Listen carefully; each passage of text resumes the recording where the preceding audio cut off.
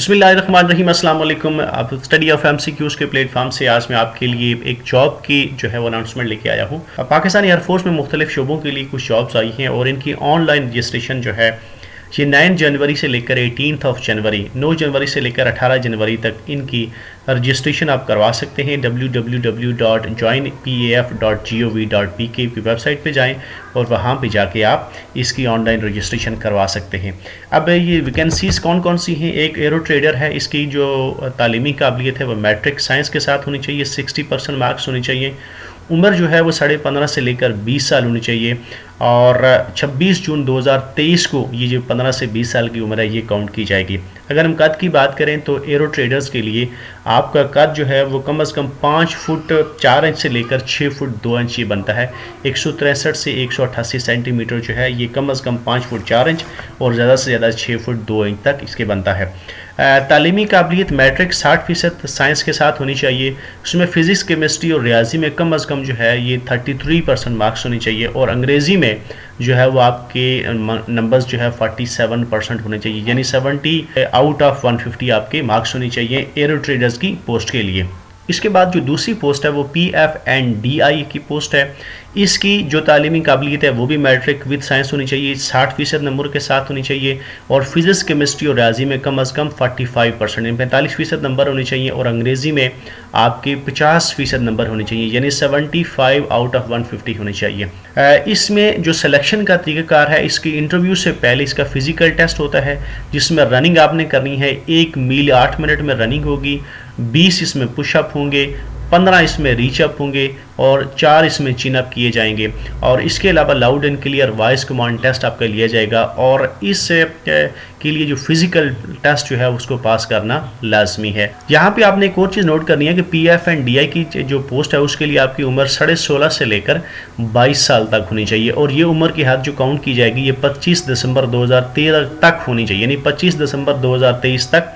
آپ کی عمر کم سے کم 16.5 سال یا زیادہ سے زیادہ 22 سال تک ہونی چاہیے، اور اس کے لیے جو آپ کے قد کی لمٹ ہے وہ 178 تا 188 سینٹی میٹر، یہ تقریباً 5 فٹ 7 انچ بنتا ہے یا 8 انچ بنتا ہے، اور 188 سینٹی میٹر یہ 6 فٹ 2 انچ تک بنتا ہے۔ تو یہ اس کی جو ہے اس پوسٹ کے لیے اس کی فزیکل جو قد ہے اس کی شرط ہے۔ تیسری ہمارے پاس جو پوسٹ ہے یہاں پہ ہے جناب سپورٹس مین کی، اور سپورٹس مین کے لیے بھی غیر شادی شدہ ازدواجی حیثیت ہونی چاہیے۔ سپورٹس مین کے لیے آپ کی عمر 15.5 سے 20 سال ہونی چاہیے، اور یہ 26 جون 2023 کو کاؤنٹ کی جائے گی، اور اس کے لیے جو آپ کا قد ہے وہ 163 سینٹی میٹر سے لے کر 188 سینٹی میٹر تک بنتا ہے، تو یہ تقریباً 5.5 فٹ 7 انچ سے لے کر 6 فٹ یا 6 فٹ 2 انچ تک بنتا ہے۔ سپورٹس مین کے لیے آپ کے پاس میٹرک جو ہے وہ کم از کم 60% سائنس کے ساتھ ہونی چاہیے، اور اس کے علاوہ وہ لوگ جنہوں نے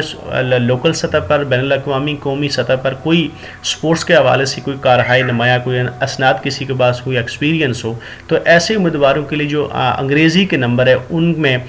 جو ہے وہ 47% کے بجائے ان کو 33% اگر نمبر ہیں تو تب بھی ان کو اس کے لیے اہل تصور کیا جائے گا۔ اور دوسری بات یہ ہے کہ جو سپورٹس کی بنیاد پر امیدوار بھرتی ہوں گے وہ سپورٹس ڈیوٹی کے ساتھ ساتھ اپنی ٹریڈ ڈیوٹی بھی سر انجام دیں گے۔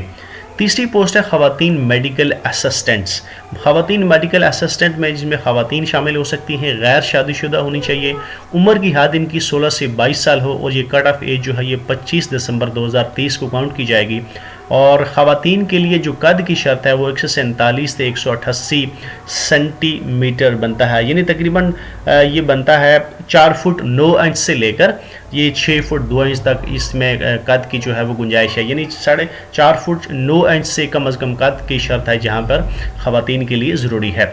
خواتین میڈیکل اسسٹنٹ کے لیے جو میڈیکل سائنس کم از کم 60% آپ کے لیے نمبر ہونے چاہیے، اور بایولوجی میں کم از کم میڈیکل کے لیے 60% نمبر ہونے چاہیے، جبکہ دیگر جو فزکس اور کیمسٹری ہیں اس میں 33% نمبر ہونے چاہیے، لیکن جو بایولوجی میں نمبر ہیں وہ 60% ہونے چاہیے۔ انگریزی میں جو نمبرز ہیں وہ 45% ہونے چاہیے، یعنی اگر 150 مارکس ہیں تو آپ کے 68 مارکس ہونے چاہیے۔ اب آپ نے جوائن کیسے کرنا ہے؟ جتنے بھی آزاد کشمیر اور اس سے منظور شدہ علاقے ہیں ان کی جو میٹرک کی شرط ہے وہ 50% ان کے نمبر ہونے چاہیے، اور انگریزی میں ان کے 33% مارکس ہونے چاہیے کم از کم۔ اس کے علاوہ اگر کوئی خیبر پختونخوا، فاٹا، گلگت اور بلوچستان سے تعلق رکھنے والے اگر کوئی لوگ ہیں تو ان میں کے لیے جو میٹرک کے کم از کم 40% نمبر ہونے چاہیے، انگریزی میں ان کے 33% نمبر ہونے چاہیے۔ یہ خیبر پختونخوا، فاٹا، گلگت بلتستان اور بلوچستان کے امیدواروں کے لیے ہے۔ اس کے علاوہ جو بلوچستان اور کوئٹہ سے تعلق رکھنے والے امیدوار ہیں ان کے لیے جو میٹرک میں کم از کم نمبر ہیں وہ 50% ہونے چاہیے، اور انگریزی میں ان کے مارکس جو ہے وہ 40% ہونے چاہیے، یعنی 60 آؤٹ آف 150 ہونے چاہیے۔ اس کے علاوہ وہ لوگ جو 2020 یا اس سے پہلے جنہوں نے میٹرک پاس کیا ہے ان کو اپنی اوریجنل سند بھی ساتھ لانی ہوگی، اور جن امیدواروں کے پاس انٹرمیڈیٹ میں کم از کم 40% انگریزی میں نمبر ہیں وہ بھی درخواست دینے کے اہل ہوں گے، اور تمام امیدواروں کو عمر کی بالائی حد میں 1 سال کی رعایت ہوگی۔ یہ امپورٹنٹ پوائنٹ ہے، یہ جتنی بھی اوپر جو ہے ایج کی لمٹ رکھی گئی ہے اس میں تمام امیدواروں کو 1 سال کی ایج ریلیکسیشن دی جائے گی۔ اب سلیکشن کا طریقہ کار یہ ہے کہ سب سے پہلے آپ کا سلیکشن سینٹر کے اوپر آپ کا ایک ٹیسٹ ہوگا، ذہانت ٹیسٹ ہوگا، اور اس کے علاوہ آپ کا ریٹن ٹیسٹ ہوگا جو کہ English, physics, biology, chemistry, math اور دیگر اس میں شامل ہوگا۔ اس کے ساتھ ساتھ آپ کا انٹرویو اور ابتدائی طبی معائنہ ہوگا، اور پھر ابتدائی امتحانات پاس کرنے کے بعد میرٹ کی بنیاد پر امیدواروں کا سلیکشن سینٹر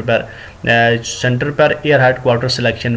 بورڈ انٹرویو ہوگا۔ جو لوگ اس تمام مراحل میں کامیاب ہو جائیں گے تو انہیں پھر ایئر ہیڈ کوارٹر کا ایک سلیکشن بورڈ ہے وہ انٹرویو لے گا، اور میرٹ کی بنیاد پر وہ جو لوگ سلیکٹ ہو جائیں گے ان کو تربیت کے لیے کوہاٹ اور کراچی بھیجا جاتا ہے۔ یعنی اس کا مطلب یہ ہے کہ جو لوگ ابتدائی سلیکشن کے طریقہ کار پر پورا اترتے ہیں کسی بھی سلیکشن سینٹر سے، اور پھر وہ ایئر ہیڈ کوارٹر کے معائنے کے بعد تمام نتائج کے بعد اگر وہ کوہاٹ اور کراچی چلے جاتے ہیں تو وہاں پر دوبارہ ان کا تفصیلی معائنہ ہوگا جس میں مختلف بیماریوں کے ٹیسٹ والے شامل ہوں گے، اور اگر اس حوالے سے ان میں کوئی نقص یا کوئی بیماری سامنے آتی ہے تو ان کو ڈسچارج کر دیا جائے گا۔ جو طبی بنیادوں پہ یعنی میڈیکل ریزن پہ اگر کوئی بندہ نااہل ہے تو وہ اس کا نااہل ہوگا۔ وہ لوگ جو اس امتحان میں 3 دفعہ ایئر مین کے امتحان میں شامل ہو چکے ہیں وہ اس کے لیے نااہل ہیں۔ جن کے اسناد میں کوئی رد و بدل یا معلومات میں جو لوگ الٹریشن کرتے ہیں تو ایسے لوگ بھی اس کے ناموضوع ہیں۔ اخلاقی جرائم کی بنیاد پر اگر کسی کو سزا ہوتی ہے، کوئی اس طرح کی ایکٹیویٹیز میں غیر اخلاقی سرگرمیوں میں ہوتا ہے اور عدالت کی طرف سے اس کو سزا ہوتی ہے تو ایسے لوگ بھی اس ٹیسٹ کے لیے یا اس ویکنسی کے لیے نااہل تصور ہوں گے۔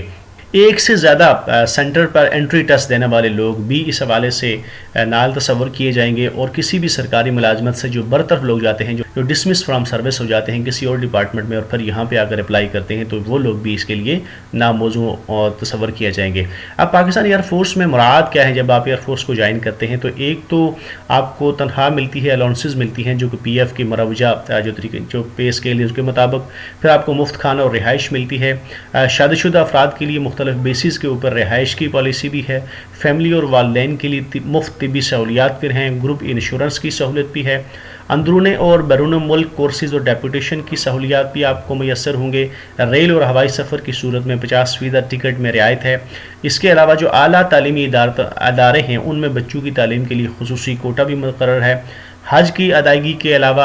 اس میں بھی سفری سہولیات میسر ہیں، اور یہ پی ایف کی جتنے بھی رہائشی اسکیمیں ہیں اس میں بھی آپ اہل تصور ہوں گے۔ اب اس کا طریقہ کار یہ ہے کہ جتنے بھی موضوع امیدوار ہیں اپنی ڈیٹیل مارک شیٹ آپ کی چاہیے، اس کے علاوہ قومی شناختی کارڈ چاہیے، اور 4 عدد تصاویر آپ کی چاہیے۔ یہ 3 چیزیں آپ اپنی لے کے آپ کسی بھی نزدیک جو P F information selector centre ہے وہاں پہ آپ رجوع کر سکتے ہیں۔ ان کے جو پی ایف سلیکشن سینٹر ہیں وہ ایبٹ آباد میں ہے، فیصل آباد میں بھی ہے، اس کے بعد حیدرآباد، راولپنڈی، کراچی، لاہور، ملتان، پشاور، کوئٹہ، سکر، ڈیرہ اسماعیل خان، میاں والی اور مظفر آباد، یہ پاکستان ایئر فورس کے انفارمیشن سلیکشن سینٹر ہیں جہاں پہ آپ اپنی ڈیٹیل مارک شیٹ، قومی شناختی کارڈ اور 4 عدد پاسپورٹ سائز تصاویر کے ساتھ اپنے اس پروسیس کے لیے تشریف لے جائیں۔ Thank you very much for watching. اللہ حافظ۔